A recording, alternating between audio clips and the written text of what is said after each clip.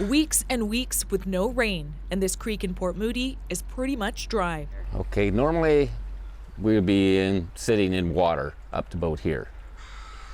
And that's, like you can see, that's it. That's it right That's it there. I mean, it's like a garden hose running down the creek right now.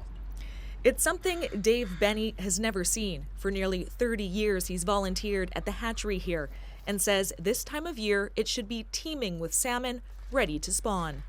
We'd have chum salmon and coho, and you'd see them in here. They hold in here sometimes in this pool here and all up through here. It's Devastation on Heltzig First Nation territory near Bella Bella. Low water levels and a sea of dead salmon.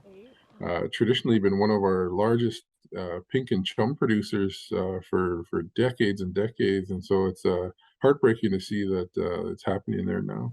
The concern is this scene may be playing out across the region.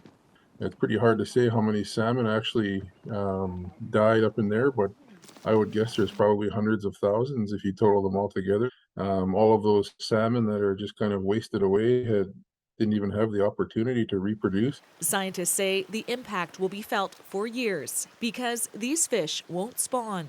It's just been a death by 1,000 cuts, it seems, for many of these populations that are, in some cases, just holding on. And then you have the drought that we're experiencing. It's just a race against climate change right now. This is where we'd have fish. We would be coming up. Nope, they just jumped. There's fish jumping all over out there right now. Meanwhile, salmon wait in Burrard Inlet. It's impossible to make it upstream. Look out there at high tide and you see fish flopping and realize they might not ever make it back to spawn. Dry weather with no end in sight, spelling a possible early end to their life cycle. Renee Filipponi, CBC News, Port Moody, BC.